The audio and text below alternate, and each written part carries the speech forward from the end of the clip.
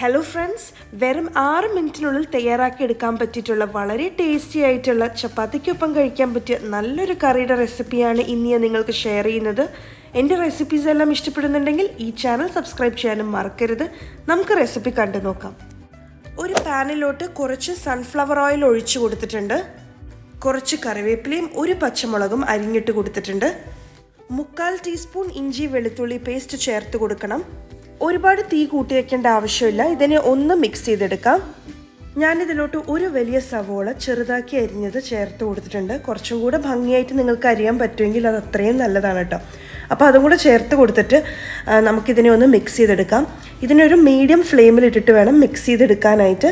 സവോളയുടെ colour മാറേണ്ട ആവശ്യമില്ല, ചെറുതായിട്ടൊന്ന് വാടിയാൽ മാത്രം മതി. ഇതിലോട്ട് നമുക്ക് ആവശ്യത്തിന് ഉപ്പും കൂടെ ചേർത്ത് കൊടുത്തൊന്ന് മിക്സ് ചെയ്തെടുക്കാം. ഇത് അത്യാവശ്യം ഒന്ന് വാടി കിട്ടിയിട്ടുണ്ട്. അതേസമയം ഇതിൻ്റെ കളറൊന്നും മാറിയിട്ടില്ല. അപ്പോൾ ഈ ഒരു സമയത്താണ് ഇതിലോട്ട് 1/4 ടീസ്പൂൺ മഞ്ഞൾപ്പൊടി ചേർത്ത് കൊടുത്ത് ഇളക്കിയെടുക്കേണ്ടത്. ഓരോരുത്തരുടെ എരിവനുസരിച്ച് മുളക് പൊടി ഇതിലോട്ട് ചേർത്ത് കൊടുക്കാം. ഞാനിന്ന് കാശ്മീരി ചില്ലി പൗഡറാണ് ചേർക്കുന്നത്.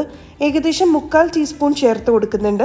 ഇതിനെ നമുക്കൊന്ന് മീഡിയം ഫ്ലെയിമിലിട്ടിട്ട്, മീഡിയം ടു മീഡിയം ലോ ഫ്ലെയിമിലിട്ടിട്ട് ഇതിൻ്റെ പച്ചമണം ഒന്ന് മാറിക്കിട്ടണം. അത് പെട്ടെന്ന് തന്നെ ആയിക്കോളും. ഒരു 2-3 മിനിറ്റ് മാക്സിമം, അത്രയും തന്നെ എടുക്കണം എന്നില്ല കേട്ടോ. അത് പെട്ടെന്ന് തന്നെ ആയിക്കോളും. അതൊന്ന് പച്ചമണം മാറണ വരെ ഇതിനെ ഒന്ന് ഇളക്കിയെടുക്കാം.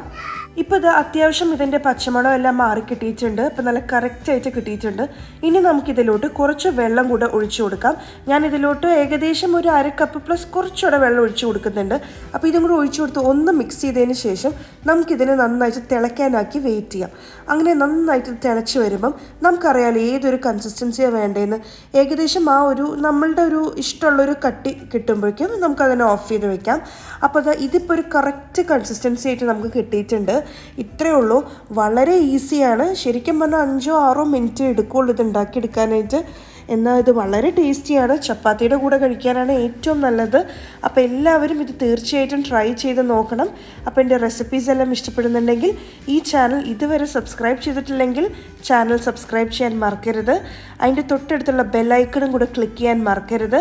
ബെല്ലൈക്കൺ ക്ലിക്ക് ചെയ്യുമ്പോൾ ഓൾ എന്ന ഓപ്ഷനും കൂടെ ക്ലിക്ക് ചെയ്താൽ മാത്രമായിരിക്കും ഞാൻ എപ്പോൾ ഒരു പുതിയ വീഡിയോ അപ്ലോഡ് ചെയ്യുമ്പോഴും നിങ്ങൾക്ക് നോട്ടിഫിക്കേഷൻ കിട്ടൂ. നിങ്ങൾക്ക് എൻ്റെ വീഡിയോസ് എല്ലാം ഇഷ്ടപ്പെടുന്നുണ്ടെങ്കിൽ വീഡിയോസ് എല്ലാം ലൈക്ക് ചെയ്യാനും ഷെയർ ചെയ്യാനും മറക്കരുത്. Thank you so much for watching. By.